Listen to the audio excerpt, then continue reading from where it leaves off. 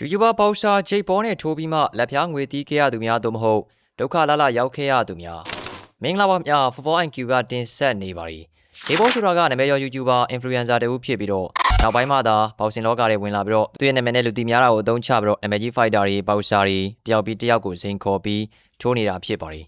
အဲဒါကြောင့်မဲ့ဂျိတ်ပေါ်ကိုပေါစင်ပွဲတွေအားပေးတဲ့ပရိသတ်တွေအများစုကပေါစင်လောကကိုဖျက်လို့ဖျက်ဆီးလုပ်နေတဲ့ကောင်ဆိုပြီးတော့အမြင်ကတ်လာကြတာဖြစ်ပါတယ်ဂျိတ်ပေါ်ကတောင်းမြင်ကတ်ခံရတာများပေမဲ့သူ့ရဲ့အရှိန်အဝါအဆက်အသွယ်ကောင်းတွေကပေါရှာတွေနဲ့ fighter တွေအတွက်ရင်ငတ်တုံးရေရနာရောက်တယ်လို့မျိုးမျက်စိကျစရာဖြစ်လာခဲ့တယ်လို့ဂျိတ်ဘောနဲ့ထိုးရင်လက်ဖျားငွေတီးမဲ့ခွင့်ရေးကြောင့်လဲဂျိတ်ဘောလိုဟိုမရောက်ဒီမရောက်ပေါရှာနဲ့ပွဲလက်ခံပြီးတော့ထိုးသက်ကြတာဖြစ်ပါတယ်ပြီးခဲ့တဲ့ရက်ပိုင်းကလည်းကြီးမားတဲ့ဂျိုတင်ဂျန်စီမှုတစ်ခုတော့မဟုတ်ပေမဲ့ဂျိတ်ဘောနဲ့ပေါစင်ကျိုးဝိုင်းနဲ့မှာထိုးသက်ထားတာတိတ်မကြသေးတဲ့ heavyweight champion ဟောင်းကြီးအန်တိုနီဂျိုရှူဝါတယောက်ကတော့နိုင်ဂျီးရီးယားနိုင်ငံမှာကားမတော်ဆမှုဖြစ်ပွားခဲ့တာဖြစ်ပါတယ်အဖွားဖြစ်သူနေထိုင်ရာမြို့ကိုသွားရောက်လဲပတ်ခဲ့တဲ့အန်တိုနီဂျိုရှူဝါကနိုင်ဂျီးရီးယားနိုင်ငံကလာဂို့စ်နဲ့အီဘာဒွန်ဟိုင်ဝေးလမ်းမကြီးမှာပဲကားအက်ဆီဒန့်ဖြစ်ခဲ့တာပါလူငါးယောက်လိုက်ပါလာတဲ့ Lexus ကားနောက်ခန်းမှာအန်တိုနီဂျိုရှူဝါကစီးနင်းလိုက်ပါခဲ့ပြီးကားကြော်တက်ရကနေရှေ့မထိန်နိုင်မနဲ့ထရက်ကားကိုဝင်တိုက်မိခဲ့တာဖြစ်ပါတယ်အဲ့ဒီမှာပဲအန်တိုနီဂျိုရှူဝါရဲ့နီးကပ်ဆုံးတငယ်နေလည်းဖြစ်နီးပြအဖွဲ့ဝင်တွေလည်းဖြစ်တဲ့ Les နဲ့စီနာတို့နှစ်ယောက်စလုံးအသက်ဆုံးရှုံးခဲ့ရပါတယ်အန်တိုနီဂျိုရှူဝါနဲ့တခြားနှစ်ယောက်ကတော့အသက်ဘေးကနေလွတ်မြောက်ခဲ့ပြီးတော့နေရာနှင်းငယ်သာရရှိခဲ့တာဖြစ်ပါတယ်ဒါပေမဲ့ခုလိုမျိုးလူသေးမှုကြောင့်အန်တိုနီဂျိုရှူဝါအနေနဲ့ဘယ်လိုမျိုးစီရင်ခံရမလဲမသိသလိုသူ့ဘက်ကလည်းဇုံတရားထုတ်ပြန်ကြေညာထားခြင်းမရှိပါဘူးအခုဆိုတော့အန်တိုနီဂျိုရှူဝါကဂျိတ်ဘောနဲ့ထိုးပြီးတော့ဒေါ်လာ62သန်းနဲ့လက်ဖျားငွေတီးနေပြီးမှတိတ်မကြခင်မှာပဲအခုလိုမျိုးဖြစ်ဆိုးနေကြောင်းရတာဖြစ်ပါတယ်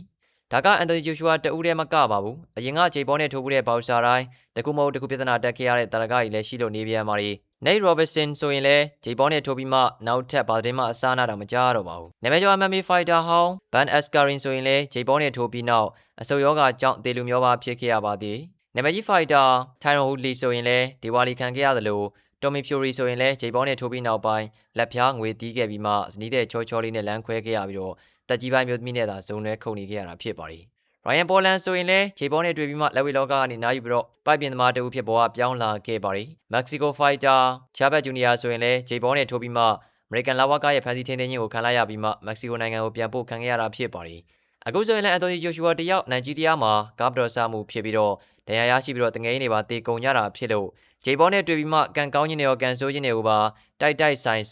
ရနေသလားလို့တောင်မှပြောရမလို့ပါပြီ။ဒါလည်းဆရာသမားဂျိတ်ဘောဟာသူ့ရဲ့ပြိုင်ဘက်ဟောင်းအန်တိုနီဂျိုရှူဝါရဲ့ရင်တော်စားမှုသတင်းကိုတိတိရပြီးချင်းမှာပဲစူတောင်းပေးခဲ့တဲ့ post တစ်ခုကိုလူမှုကွန်ရက်စာမျက်နှာ X မှာအခုလိုတင်ခဲ့တာဖြစ်ပါတယ်။ဂျိတ်ဘောပြောထားတာကတော့လူဘွားကဘောက်စင်ထက်အများကြီးပိုရေးကြည့်ပါတယ်။အန်တိုနီဂျိုရှူဝါနဲ့ရင်တော်စားမှုမှာပါဝင်ခဲ့တဲ့သူတွေအကုန်လုံးအတွက်ရောတေဆုံးသွားတဲ့သူတွေအတွက်ရောငါစူတောင်းပေးလိုက်ပါတယ်ဆိုပြီးတော့ပါ။အဲဒါကြောင့်ဒီဖြစ်ရပ်တွေကတိုက်ဆိုင်ဆိုလိုဖြစ်လာတယ်လို့ပြောလို့ရပေမဲ့ဒေါ်လာ62သန်းကိုလွယ်လွယ်နဲ့ရပြီးတော့အေးဆေးမနေခြင်းနဲ့လောက်ရက